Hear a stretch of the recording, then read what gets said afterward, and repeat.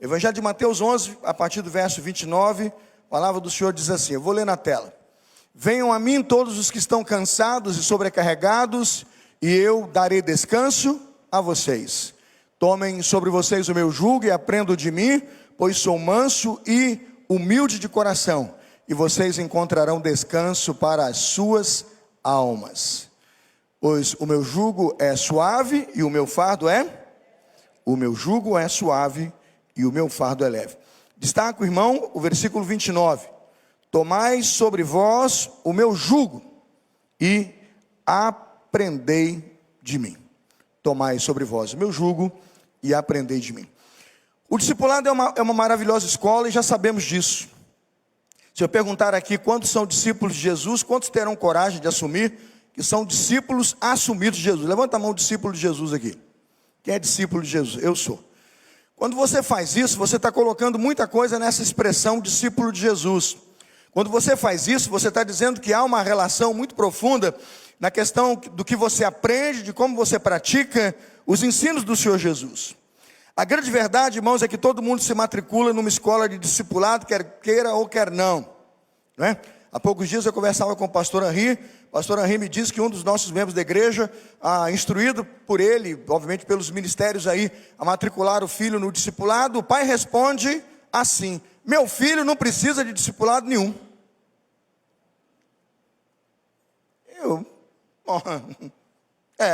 Fazer o quê? Quem sou eu para tentar assim, né? Tentar te explicar aquilo que há anos e anos a gente está pregando, explicando e mostrando para o indivíduo que se batiza numa confissão de fé que diz, portanto, ide fazer discípulos de todas as nações, batizando-os o quê? Em nome do Pai, do Filho e do Espírito Santo, ensinando-os a observar, né, o ensino, um dos princípios da grande comissão. Quando você está na igreja há tanto tempo, e provavelmente eu estou falando com o membro da igreja, pode ser que esteja aqui, e eu falo isso com liberdade, porque meu papel é instruir, a gente precisa acordar para as coisas que fala, e melhor atentar para aquilo que diz. Meu filho precisa do discipulado, o seu também. Nós estamos matriculados no discipulado, quer queiramos ou quer não. E quando nos sentamos e nos batizamos e abrimos a Bíblia e nos dispomos a vir 1h30, 2 horas no domingo, a sentar na palavra, a vir à escola dominical, a participar dos grupos de pequeno grupo, o que eu estou dizendo é que eu estou numa grande escola. Eu tenho 2 opções: eu faço parte dessa escola ou da escola da rebelião. Da escola da rebelião. Eu estou aqui, mas não pratico. Eu estou aqui, mas não confesso. Eu estou aqui, mas não aceito. Eu estou aqui, mas não vivo. É outro discipulado. É um discipulado que tem um outro governador, que tem um outro discipulador, que tem um outro império. Mas ele está lá matriculado na escola da rebelião. 2 Pedro 2,19 diz assim: o homem é servo do quê? Daquilo que o domina. O homem é servo daquilo que o domina. Quando nós então agora, fechada essa introdução, olhamos para uma geração que se apresentou para ouvir dos ensinos de Jesus, Jesus tem um diagnóstico muito claro dessas pessoas. Jesus está numa relação ensino-aprendizado, ensino muito clássica do dia a dia dele com aquelas pessoas, não só com os seus discípulos, mas com aquelas pessoas. E o diagnóstico de Jesus, ao olhar aquela multidão, eu comecei do final do capítulo, é: vinde a mim, todos vós que estáis o quê? Cansados. Você perceba que Jesus identifica isso e dá como uma possibilidade de saída, o encontro pessoal com o ensino dele, com quem ele é. Vinde vós, aprendei de mim.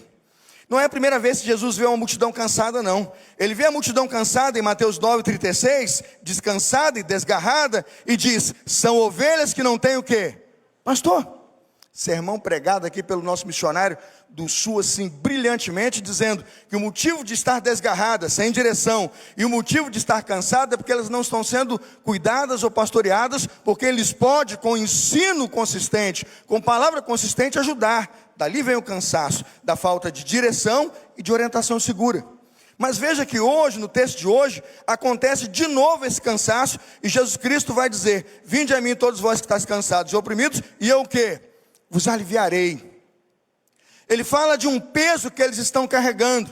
Ele fala de algo que está sobre eles, que é meio pesado, que é um jugo, que é desconfortável. E veja, que ele entende que pode ser dispensado na relação que eles querem cultivar com a fé e com o Senhor. Aprendei de mim, então, determina que a superação do cansaço, que a superação desse desânimo pelo qual eles estão vivendo a fé, está diretamente associada a quê? A uma relação de ensino profunda, a uma relação de conhecimento com quem Jesus é profunda, de tal maneira que esta relação modifique a sua condição física, emocional e espiritual, na sua relação com Deus e na sua prática religiosa. É no final deste capítulo que, convidando então esta multidão a um ensino e aprendizado mais leve, com um fardo leve e suave, que Jesus então vai mostrar como eles podem aprender dele. Aprender é ministério de Jesus. Dá uma olhada em Mateus capítulo 11, versículo 1, se a equipe que me acompanha pode projetar, o operador que me acompanha pode ser eficiente, me dando bastante atenção hoje. Mateus 11, 1, veja lá. Quando acabou de instruir seus 12 discípulos, veja a expressão, quando acabou de... O ministério de Jesus, Adiel, ensina, é igual o seu.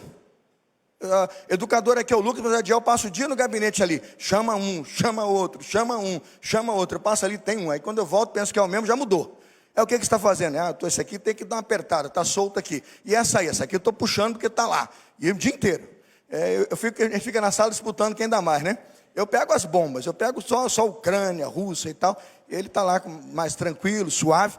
Mas, resolvendo lá, o ministério do pastor é instrução, de Jesus não é diferente. Acabou de instruir seus 12, aí você pensa, bom, agora vai tirar um mês de folga, né? Uma semana nas Ilhas Caimã, né? Lá no Caribe, na praia de Ibiza, não sei aonde lá. Aí acabou de instruir seus 12, saiu para quê? Meu pai do céu, o homem não para não. Tem negócio de sindicato, hora extra, professor, tempo o quê? Integral. Ele pega os discípulos para instruir e saiu depois para ensinar a multidão. Nessa relação nítida em que os discípulos são instruídos, em que a multidão também é ensinável e será ensinada, eu quero olhar agora a primeira dinâmica da escola de Jesus. Por isso o sermão dessa noite é matriculados no discipulado cristão, está no seu boletim o tema, matriculados no discipulado cristão. Primeiro ensino dessa noite, Jesus foi... naquele momento convidado como mestre a sanar as dúvidas quanto ao conteúdo, quanto ao seu caráter e a sua missão. Veja que Jesus vai sanar as dúvidas quanto ao seu caráter e a sua missão como? Veja a pergunta que as pessoas têm de Jesus, aqui no caso, João Batista, Evangelho de Mateus capítulo 11, verso 3. Vamos ler na tela, Evangelho de Mateus 11, 3, está lá. Vamos ver a pergunta, todos juntos. És tu...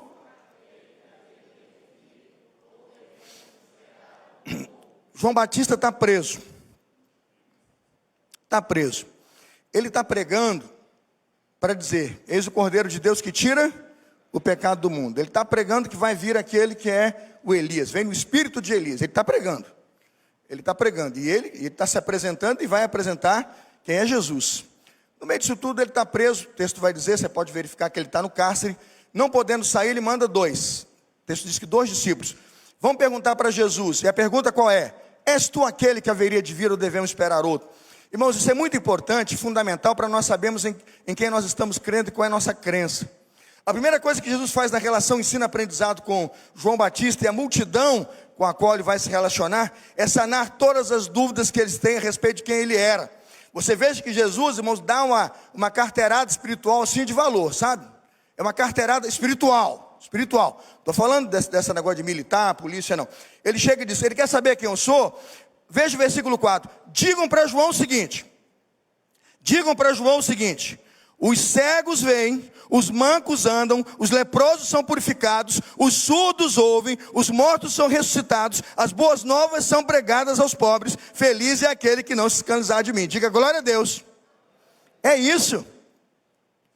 O que ele está dizendo é que toda a esperança que você anuncia, todo o evangelho que você prega, toda a verdade que você hoje está dizendo para todo mundo, vai chegar e é real, sou eu. Jesus diz, cheguei. Ele deu as credenciais, eu estou aqui. Tudo que nós cremos como ensino, tudo o que os profetas disseram, pode dizer às multidões, isso está acontecendo, João, aos seus olhos, e esta geração está vendo com seus olhos o Filho de Deus. Amém, irmãos? Nós não podemos deixar o evangelho passar enfraquecido. Nós não podemos deixar o evangelho passar como se o evangelho fosse uma lição de nenhum poder, ou de nenhuma graça, ou de nenhuma misericórdia. E nós não podemos passar, irmãos, um evangelho onde o Cristo que nós confessamos não é pregado, não é ensinado. Cristo não agiu, veja, desnecessariamente em defesa de sua autoridade ou de si mesmo, mas ele comprovava uma pergunta que o aluno tinha.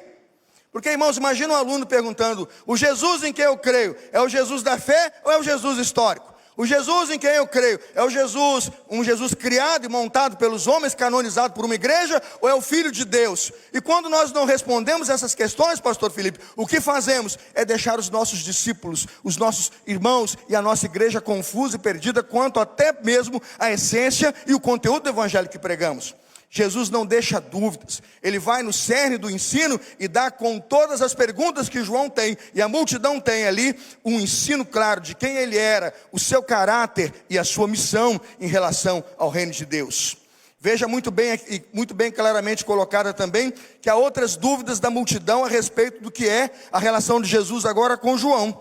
Dá uma olhada no capítulo 11, versículo 7, vamos pegar 3 perguntas do capítulo 11, versículo 7. Versículo 7, a primeira pergunta: enquanto saíam os discípulos de João, Jesus começou a falar à multidão a respeito de João. Aí vem a pergunta, qual é a primeira pergunta aí? O que vocês foram ver no deserto? Nenhum discipulador pode ignorar o que uma multidão procura. Nenhum discipulador, ou pregador, ou pastor, ou igreja de hoje pode ignorar qual é a pergunta que a multidão quer responder. O que é que as pessoas querem saber? Elas querem conhecer o evangelho, querem tocar Deus, querem ter uma experiência com o Senhor, querem ter uma relação muito mais sobrenatural com o seu Deus, mas a questão é, que pergunta elas estão fazendo? E como elas as estão respondendo? Veja a segunda pergunta, versículo 8. Versículo 8, pode colocar na tela. O que vocês foram ver? Segunda pergunta. O que vocês foram ver? Um homem vestido o quê? De roupas finas?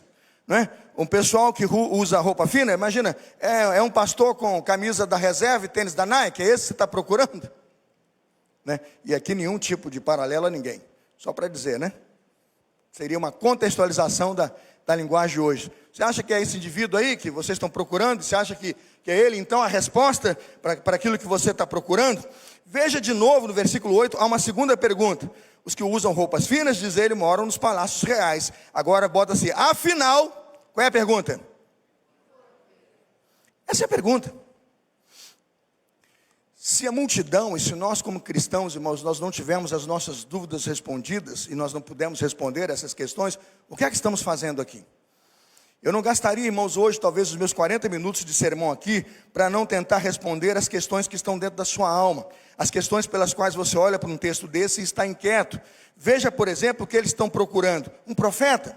Sim, ele disse, é mais que um profeta. Versículo 9, ele vai dizer, este é aquele a respeito de quem está o quê? Escrito, põe para mim o verso 9. Este é aquele a respeito de quem está escrito. E aqui eu chego num ponto crucial da mensagem. Talvez seja o ponto divisor de águas entre o início, Nádia, e o final desse sermão. Este é aquele a respeito de quem está escrito. Sabe, Davi, Jesus não usa a resposta no sentido de, vamos ler na filosofia. Sabe, Adiel, vamos procurar na sociologia, por que vocês estão se comportando desse jeito? Vamos fazer uma pesquisa de Ibope aqui, e o número que mais aparecer ali, a gente coloca como resposta social. Não. Se o assunto é Deus, se a necessidade imperiosa é Deus, vida com Deus e relacionamento, ele diz, eu quero responder o que você está procurando. Você quer encontrar o seu Deus, você quer encontrar a palavra de Deus. A resposta está onde, irmãos? Na palavra de Deus. Olha isso. Vejam, porque sobre ele já estava escrito. E aqui eu quero chamar a sua atenção para de onde nós tiramos o conteúdo do que ensinamos como resposta às pessoas que querem aprender do evangelho da fé. Primeiro, irmãos, Jesus vai sanar a dúvida daqueles homens numa atitude errada que eles têm para com João Batista. A atitude está absolutamente equivocada, não só a atitude, como eu digo, a abordagem e o relacionamento, mas Jesus vai tratar tudo isso vinculando aquele momento de resposta e de ensino à palavra de Deus. Primeira abordagem, veja que ele vai corrigir de atitude errada, tá? Do versículo 7 até o versículo 8, do versículo 7 ao versículo 8, assim diz a palavra do Senhor. Ele diz assim, na fala de Jesus, ele corrige uma atitude errada. Mais uma vez, Jesus trabalha aqui com as perguntas que estão sendo feitas, para com o mestre, dizendo que um discipulador tem perguntas que ele, Jesus, precisa responder. E no versículo 9 ele diz: este é aquele a respeito de quem está escrito. Aí veja: enviarei o meu mensageiro à tua frente, ele preparará o teu caminho diante de ti. Entre os nascidos de mulher não surgiu ninguém maior do que ele. Agora veja qual é o ensino aqui. Todavia, o menor no reino dos céus é maior do que? É maior do que ele. Primeira correção na doutrina que Jesus dá a respeito de João. Por que ele não veste roupas tão elegantes, tão bonitas e tão chiques? E por que de repente ele não usa todas as marcas que você procura, ou as grifes que você então entende que representam o sucesso? Porque no reino de Deus, ele é o maior. Nos homens, para mim ele é o maior. Ele é o cara que nasceu de mulher e o grandão. Mas para Deus e na vida espiritual, irmãos, o menor de nós é o que é maior para Deus. Amém, irmãos? O conceito de humildade na Escritura é absolutamente diferente. E Jesus começa a trazer aquele pessoal para a realidade deles. Por isso aquele assunto. Roupa, dinheiro, não é isso? Aquela abordagem, palácio, não é? Roupa, grife, um modismo completo. Mas ele disse: a essência do Evangelho está nele. Porque ele representa uma verdade do Evangelho que você deve procurar nele. Simplicidade, mansidão, humildade. Pois ele transmite com essência a pureza e a verdade do Evangelho. Esse é o primeiro ensino que é tratado aqui numa correção claramente doutrinária do que Cristo faz com aquela multidão. Uma segunda correção que ele faz assim, versículo 11, acompanhe. Desde os dias de João Batista até agora, o reino dos céus é tomado o quê? A força. E os que usam de força se apoderam dele. Quando ele diz desde os dias de João Batista até agora, o reino dos céus é tomado à força, o que ele está dizendo? Ele está definindo, irmãos, João Batista como o último grande profeta antes da era messiânica, e o profeta da era messiânica. E o que ele está dizendo é que até João Batista haviam os profetas que ensinaram a vinda de Jesus, a vinda do Messias, a chegada do Messias, mas até então tudo era na religião por esforço. Abraão, pega teu filho ao bar do jumento, vai lá no monte, coloca um altar e sacrifica. É com esforço, é ou não é, irmão? Sim ou não? É caminhar. Ah, por favor aí, Moisés, ó, a situação é essa. Pega essa multidão, mata um cordeiro, vai botar sangue na porta, bota lá na cabeça, faz isso, faz aquilo, prepara, vai para o mar, levanta o cajado. A religião tomada por esforço. E está toda ali, as obras da lei. E depois, pega lá o tabernáculo, e tem um detalhe, tem que carregar nas costas, não era? Tabernáculo todo construído, todo montado e carregado. Jesus está dizendo assim: olha, até o tempo de João, todo o sistema era por esforço. Tudo aquilo que se faz é com esforço, é com trabalho, era com muita dedicação. Mas tem um problema agora. Se esse esforço continuar, vocês vão violentar a graça. Porque o que João está trazendo, é aí que vem o gap da virada. Primeiro, da humildade de João, porque era muita soberba e uma religião com muita pompa, muito ouro, muito anel, né? Fariseu quase todo pregando teologia da prosperidade já naquela época. Já tinha teologia da prosperidade. Ele dá logo um bafo naquele assunto ali. Mas o segundo ensino é muito importante. Ele determina a troca do conceito, de que agora não é mais pelo esforço, não é mais pelas obras, é pela graça. Amém, irmãos? E é assim que você vai começar a mudar as nossas compreensões e mudar a percepção do que estamos fazendo aqui hoje. Quando eu vejo Jesus Cristo resgatando em princípios importantes da Escritura e colocando no lugar o tempo entre as obras que eram realizadas pelos religiosos até então e pelos profetas, e agora a graça que Jesus vem instituir, ele disse: em João está o cume, em João está o ápice, aqui o paradigma vai mudar. Ele vai dizer isso logo no versículo de número 13, dá uma olhada no versículo 13. E se vocês quiserem aceitar, versículo 13, este é o quê? Esse é o versículo mais difícil de interpretar. Este é o Elias que há de vir. Chegamos no versículo mais difícil de interpretar. O anterior não é mais fácil. Quando as obras da lei, o esforço, acabam por violentar a graça, e era preciso ter um momento de ruptura ali entre as obras da lei e a santificação pela fé, a justificação pela fé e a graça. E Cristo sabe o que ele está trazendo ali. Mas este momento aqui agora chocou a multidão, por quê? As multidões absolutamente criam, que de alguma forma o profeta Elias estaria de volta. Vocês conseguem ver a aparição de Elias no Monte da Transfiguração, lembram disso? Era comum eles crerem e pensarem que Elias ia aparecer, porque tecnicamente Elias não morreu. Elias foi aquele profeta que subiu ao céu aonde, irmãos? No carro de fogo.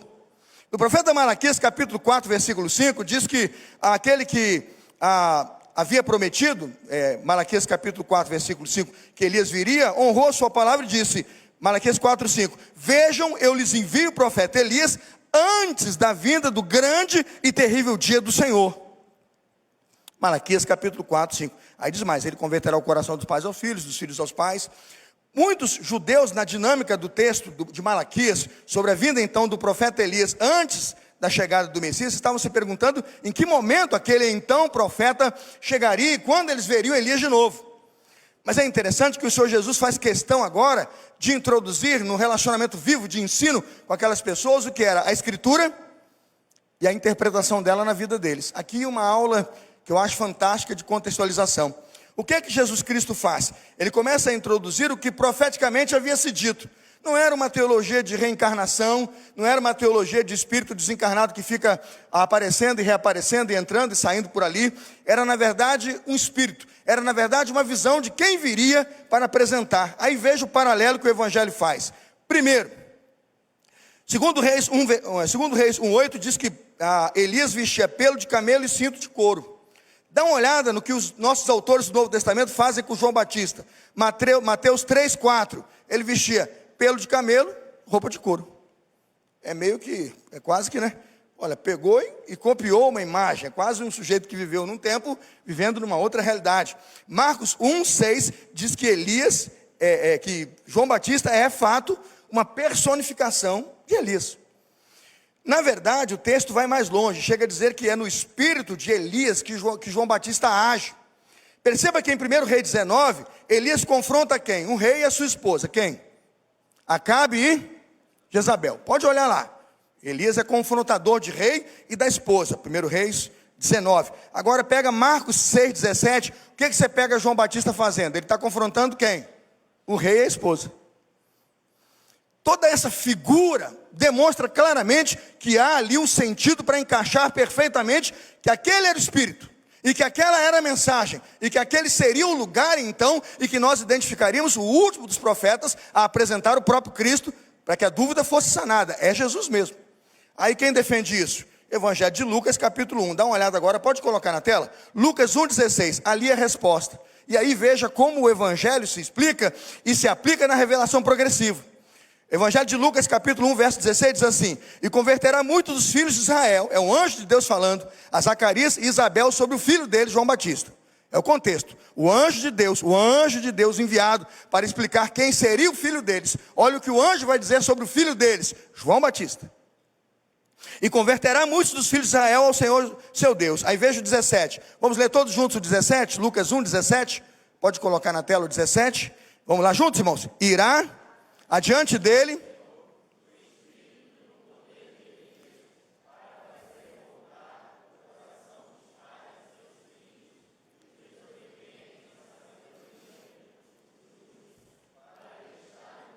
preparado para o céu. Volta no início do versículo. Irá adiante dele, aonde, irmãos? No Espírito. Aí eu pergunto, está cumprida a profecia, sim ou não? Esse é o Espírito da profecia. Esse era o espírito da profecia. Um homem que incorporasse o espírito dele, que abraçasse os projetos de Elias. É como se dissesse assim, esse pastor tem o espírito do outro lá, né? Esse Josué tem o espírito de Caleb. Está entendendo, irmãos? A ideia que se tinha, e isso é muito comum nos textos do hebraico, né? Há duas expressões do hebraico, Ruach Nefesh, né? Ruach Nefesh, todas as duas falam dessa questão do espírito e da força do espírito, né? Diz que Caleb subiu na força do seu espírito, e todo esse potencial estava encontrado aonde? Em João Batista. Aí Jesus Cristo dá uma aula de contextualização fantástica e diz assim, vocês podem morrer esperando outro Cristo. Preste atenção, porque a pergunta de João Batista era, é o Senhor mesmo o que foi anunciado, ou tenho que aguardar outro que há de vir? Irmãos, se essa pregação não vem, eles nunca saberiam.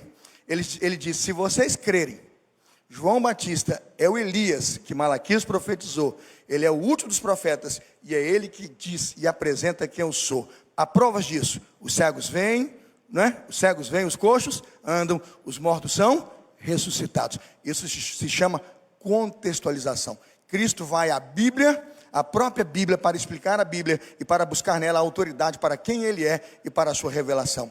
Quantos hoje, irmãos, não têm coragem de fazer uma contextualização como essa e traduzir um evangelho que responda às necessidades das pessoas? Cristo fez. Contextualização clara, no momento mais importante de uma teologia que é progressiva, de uma revelação que é progressiva, onde Deus ainda estava mostrando Cristo, e é importante dizer que Ele está vivendo o Evangelho ali. O Evangelho de Lucas ainda não está escrito, mas Ele está mostrando que há um profeta, que estava no Velho Testamento, apresentado por Deus, e que esse profeta é personificado, claramente, Lucas vai dizer isso, na visão de Elias, o profeta de Deus. Que isso é contextualização. Quantos de nós abandonamos a mensagem ou não respondemos às dúvidas das pessoas porque não temos coragem de transportar a missão e de trazer a nossa missão para os dias de hoje? Eu dando aula sexta-feira para os alunos do seminário, tem os slides aí, Rodrigo? Eu não sei se tem. Eu estava trabalhando com eles a questão de como hoje a igreja está perdendo a sua mensagem, porque ela ou perdendo, ora pervertendo, porque ela não consegue trabalhar e entender o que funciona como sendo o que é a substância do Evangelho. Quando perguntaram sobre quem era Jesus, e João pergunta a Jesus se ele era o definitivo, ele diz, veja o que diz a Escritura. E quando perguntaram sobre João, ele disse, é sobre ele que a Escritura trata, olhando o tempo todo para onde? Para uma base doutrinária. Você não tinha Mateus, não tinha Marcos, não tinha Lucas, não tinha João, não tinha as cartas de Paulo, mas ele disse, ouçam os profetas e os Salmos. Ele entendia claramente, Jesus mostrava claramente que a Bíblia até então revelada era a substância, a essência e o lugar onde nós deveríamos buscar as nossas informações para a nossa fé. Então veja, no eixo horizontal, o que nós pregamos e o que nós difundimos como evangelho, o conteúdo doutrinário, o ensino. Agora ele precisa estar onde? Na palavra de Deus, bem fundamentado, bem embasado. Veja que Cristo o tempo todo, para ensinar aquela geração que tem dúvidas sobre ele. João Batista não sabia quem era o Cristo, ele não tinha essa convicção, és tu mesmo. A multidão está procurando uma religião cheia de experiência, com dinheiro, com prosperidade, roupas, anéis. Não, tem um sujeito mais simples, mas ele é a melhor expressão do reino de Deus entre vocês. Tudo isso biblicamente. E quando uma dúvida chega sobre o tempo, o ápice entre uma religião do esforço, das obras, de fazer altar, sacrificar animais, continuar naquele tempo de cultos e sacrifícios e de obras mortas, ele diz, não, a gente tem que dar um salto aqui, houve uma evolução aqui, houve uma revelação progressiva do Senhor aqui, e nós temos hoje um evangelho de um cordeiro que vai ser entregue por você. É essa a mensagem de João, é esse cordeiro de Deus que tira o quê? O pecado do mundo. Aí eu pergunto, o conteúdo doutrinário mudou? Não mudou. De forma alguma. Agora veja, no segundo eixo, pode botar o eixo vertical, eu vou trabalhar a ideia de que nós temos uma forma de expressar isso. Nós temos uma metodologia pela qual vamos contar a história do que eu estou dizendo às pessoas. Eu posso fazê-la no modelo mais formal como eu faço hoje. Paulo chegou para Timóteo e disse, prega a palavra a tempo e fora de tempo. A pregação expositiva, a pregação da palavra, como sendo então, veja, a forma. O conteúdo é a palavra, amém, irmãos? A pregação é a palavra. Eu poderia pregar aqui de várias formas. Eu poderia pregar com um pedestal aqui, parado aqui, bonitinho, com um microfone aqui no rosto, todo bonitinho, né? Todo Mauricinho, como alguns gostam de dizer, do jeito que eu quisesse. Eu poderia pregar, eu vou escolher aqui, não é? Sou pastor, eu compro o microfone, tem até aí na igreja já. Eu poderia pregar de muitos jeitos. Hoje eu decidi pregar com o microfone na mão, sem gravata, né? Se começar a fazer muito calor, vou tirar o paletó para não ficar todo suado. O que nós estamos dizendo é que tudo isso tem a ver com o quê? A forma. O problema hoje, que a gente vê sendo destruído nas igrejas, é que entre o conteúdo e a forma, tem que haver um equilíbrio. Tem que haver um equilíbrio. E aqui hoje eu vejo, irmãos, o que vem arrasando multidões, destruindo jovens, adolescentes, pais, mães, casamentos, é que estão, veja, não só corrompendo a forma, que é um problema, mas estão trocando o conteúdo. Vamos colocar os dois eixos agora. Junta, por favor. Veja que eles têm que se encontrar. Porque todo o conteúdo, né, Edmeia, professora, vai ser colocado de algum jeito. Ou num vídeo aula, ou numa fita cassete, ou podcast. É isso mesmo? Podcast. Ah, coisa linda. Liga lá o seu, né? Seu, como é que é? Spotify. Aperta lá o Spotify e você vê a sua lista lá. Aí tem o podcast Bam Bam Bam da fé. Você fica lá ouvindo no trem, tá? Tem muita gente que ouve o pastor Carlos Elias lá também, né? Graças a Deus por isso, amém. Mas tem. Isso tem a ver com forma. Conteúdo, tá lá. Se você tem forma e conteúdo, existem duas opções. Você vai optar para levar para o lado mais tradicional, ou você vai optar para levar para o lado do quê? Mais conservador. O conteúdo doutrinário, a linha horizontal, ela pode ir para a direita e para a esquerda. Se ela for para a direita, vai para onde? Para a direita. Mais, está na matemática. Para a direita é mais, para a esquerda é menos. Está lá. Quem faz o quadrante cartesiano, x mais y, já fez a conta já. Vai para lá, está mais, vai para cá, está menos. Na forma de expressão, vai para cima é o quê? Mais. Vai para baixo é o quê? Quanto mais inovador, menos conservador. Correto, gente? Quando eu percebo hoje as estruturas de culto e os ensinos, eu vejo que Jesus Cristo fez uma opção. Ele fez uma opção e um modelo de explanar a mensagem para a multidão. Ele estava ensinando os discípulos. Os discípulos queriam aprender como levariam a mensagem para as multidões. Ele vai para o meio da multidão e começa. Primeira aula, eles têm dúvidas, responda. Foram procurar o quê? Querem saber o quê? Responda. E tem um detalhe, responda com a Bíblia. Esse homem está escrito na Bíblia. Esse sujeito foi revelado na Bíblia. A Escritura fala sobre ele. O tempo todo ele vai dizer, estava lá em Malaquias, estava lá. Ele vai gastar um tempo para expor. Mas veja, ele tem um compromisso com aquela geração. O conteúdo dele é inovador porque ele traz um elemento novo. Ele traz uma clássica interpretação de Elias, que era uma questão que até então ninguém tinha respondido. Haviam crendices, haviam hipóteses, né? Haviam crenças da reencarnação. Tem gente esperando Elias até hoje. Judeus não acreditam que Jesus veio, porque veja, se decidirem crer, vão crer. Se não decidirem, ele não veio, entendeu? Porque esse Jesus que nós pregamos e a Bíblia que professamos, você pode ir lá na sinagoga e perguntar se ele crê. Não, a Bíblia dele parou lá onde, irmãos? Nos profetas. O que eu estou dizendo é que nós temos hoje uma grande oportunidade, tendo a Escritura como nós a temos, e a revelação como nós a temos continuemos respondendo às questões desta geração. O que não pode acontecer é corromper o conteúdo. Precisa sustentá-lo na Escritura, precisa embasá-lo na Escritura, e não uma vez, e não de vez em quando, o tempo todo, o nosso ensino, a nossa doutrina, os nossos princípios, eles brotarão da onde, irmãos? O conteúdo é da Escritura. Como é que funciona? Vamos botar o primeiro slide à frente. Os conservadores escolhem essa escola, ela vai ora para mais, ora para menos. Muitos conservadores escolhem essa escola. Eles são, como é que diz aí? Eles são quem? Quem eles são? Conformistas. Às vezes é gente como eu, assim. Tem hora que eu olho e falo, estou muito ali ainda. Olha meu terno aqui, né? Podia estar com uma camisa solta, né? Um tênis da reserva, um All-Star, né? Mas é ali, ó. Ele vai fundo no conteúdo, mas ele desce, veja, na forma. Ele fica no modelo que aprendeu. Percebe? Ele fica no modelo que aprendeu. Ele vai abraçar a escola que aprendeu. E muitas vezes vai morrer agarrado a ela. Grandes igrejas, boas igrejas estão nesse modelo, vão para um conteúdo doutrinário forte, e veja, sempre forte, sempre forte, sempre forte, mas eles pegam a forma e não mudam. Há mudanças, há metodologias, há coisas que vão surgindo, mas ele não muda, porque ele entende que a forma, veja, é a compreensão, pode afetar o conteúdo, pode mexer com bases de comportamento, mudar a estrutura da igreja, e aí muitas vezes esse tipo de igreja do conformista, muito bem protegida doutrinária, mas ela morre, porque as pessoas que vão chegando não conseguem entender o que ele fala, o que ele diz, como ele pensa, porque o conteúdo é bom, mas a forma não foi adaptada. A gente cantou um hino aqui hoje, que metade dos grupos de adolescentes, jovens aqui da direita, me perguntaram, pastor, dá para traduzir o hino? Eu falei, é difícil mesmo. O hino que cantamos de manhã hoje, a Angélica mencionou 4 estrofes que você tem que traduzir assim muito para poder entender, porque a linguagem de 1960 e tal lá, essas palavras não usam mais. Eu disse, porque cremos e temos experiências, mas elas precisam ser explicadas, traduzidas, caso contrário a forma vai para menos e o conteúdo ainda se sustenta. Um outro modelo aí perigoso, vamos para a esquerda. Lá para a esquerda tudo é menos, menos para cá, menos para lá, tudo é menos. Esses vão fazer o que com o Evangelho, irmãos? Descaracterizar o Evangelho. Porque ele vai no conteúdo, ele não mantém o conteúdo, ele não se sustenta nele, ele vai mudar o conteúdo, porque ele vai inovar. Eu quero saber se é o senhor que veio. Você não leu o jornal Extra de hoje, não? A resposta de Jesus seria essa.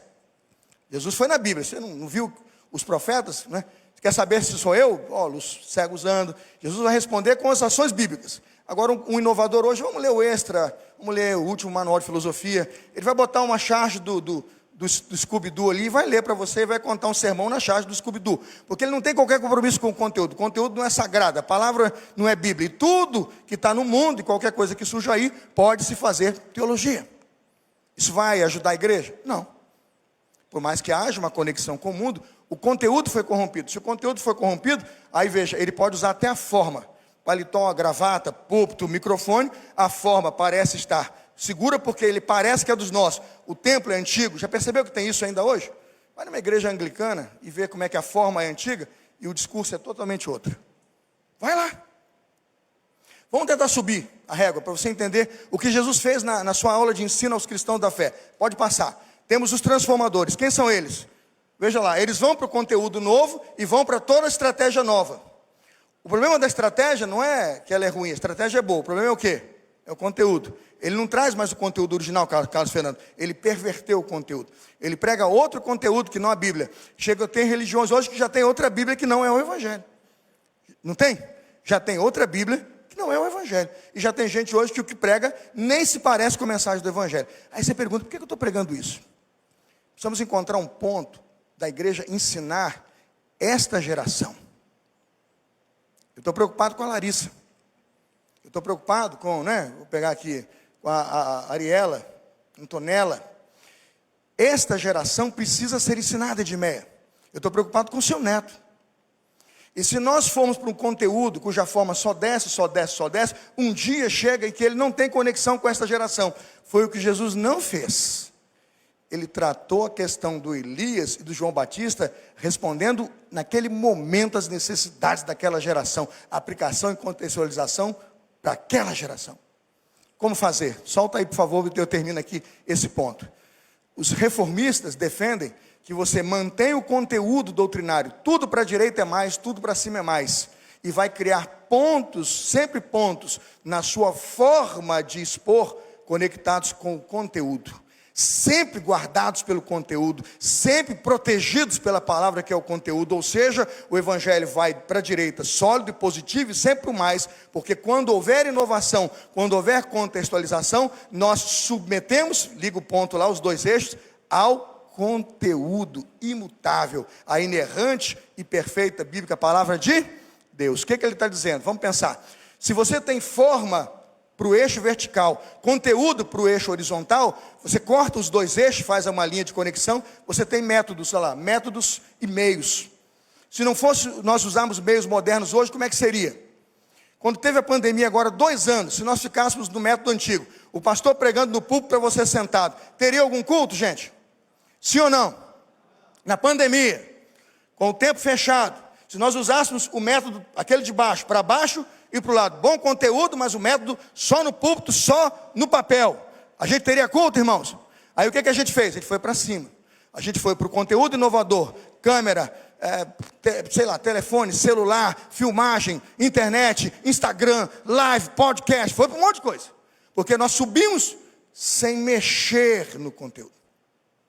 O que eu estou dizendo, meus amados irmãos, é que naquele momento, a presença de Jesus, a presença de Espírito de Jesus, a sua presença entre eles e o trazer de Jesus desses homens para a palavra, mas a resposta de Jesus em atendimento às necessidades daquela geração foram de tão grande impacto, irmãos, que aquele ensino mudou as suas vidas. Por quê? Aí vejam 2 coisas que eu quero encontrar no ensino de Jesus. Ao sanar as dúvidas ali, o que ele faz? Ele vai no cerne do seu ensino atacar o que eu chamo de raiz do problema. Vamos ao verso 21.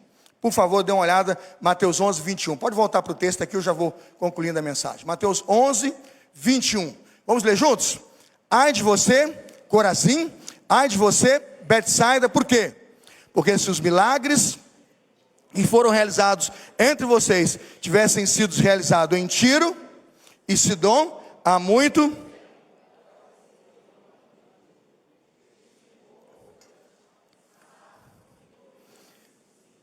Eu fiz uma alusão que Jesus volta à palavra. Ele vai buscar 2 cidades que estão claramente focadas na palavra do nosso Deus. Ele fala claramente sobre 2 grandes cidades que estão focadas aí na palavra do Senhor. Mas ao mesmo tempo, quando ele fala de 2 cidades históricas e bíblicas, ele fala com 2 cidades atuais, conceituais, contemporâneas, dizendo, se vocês vissem, ou melhor, se eles vissem os milagres que vocês viram, eles teriam se arrependido. O comparativo de Jesus é, se todos os sinais e milagres que nesta geração vocês visualizaram não são suficientes para fazer vocês se arrependerem, é porque vocês estão o quê? Perdidos. O alerta de Jesus, então, ao comparar duas cidades históricas e julgar duas cidades presentes com o crivo bíblico, irmãos, de que o evangelho é poderoso para transformar e você precisa se arrepender, é que naquele momento, se não há arrependimento, é que eles têm um coração o quê? Absolutamente duro a mensagem do evangelho. Cristo naquele momento toca com o seu ensino no ceticismo daquelas cidades. Cristo toca com o seu ensino no ceticismo daqueles povos, dizendo que essa gente não vai ser tocada pelo evangelho por uma questão: eles se acham sábios e instruídos, e sabichão e erudito, irmãos, não participa do processo de discipulado. Por que ele não entra? Meu filho não precisa desse discipulado. Ele se julga sabichão, ele se julga erudito, ele se julga ter as respostas. E veja bem, segundo o evangelho ele não tem. Ele precisa aprender de Deus.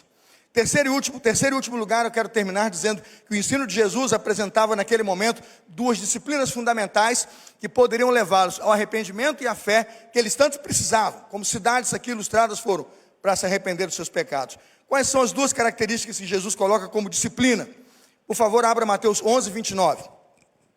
Mateus 11, 29, ele vai dizer claramente qual é o conteúdo que ele apresenta como disciplina para mudar aquelas vidas. Tomai sobre vós o meu jugo e aprendei de mim, que sou o quê? Manso.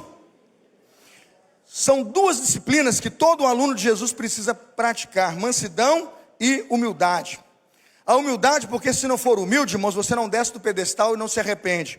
E se o milagre feito naquelas grandes cidades era para levá-los ao arrependimento, o que Jesus está dizendo é que se não fossem humildes, eles nunca se arrependeriam.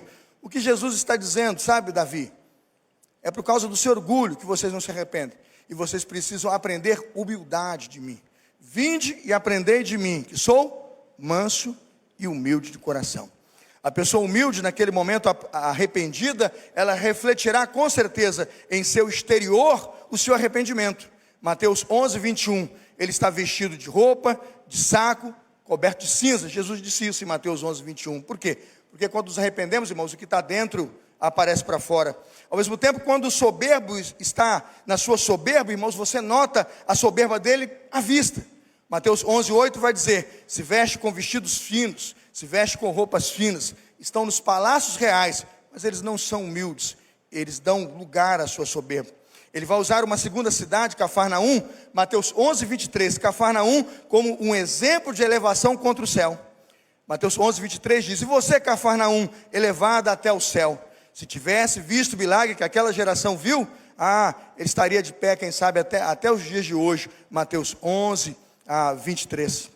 Irmãos, o que naquele momento estava sendo pregado para nós é que nós podemos aprender de Jesus mansidão e humildade por um motivo muito simples.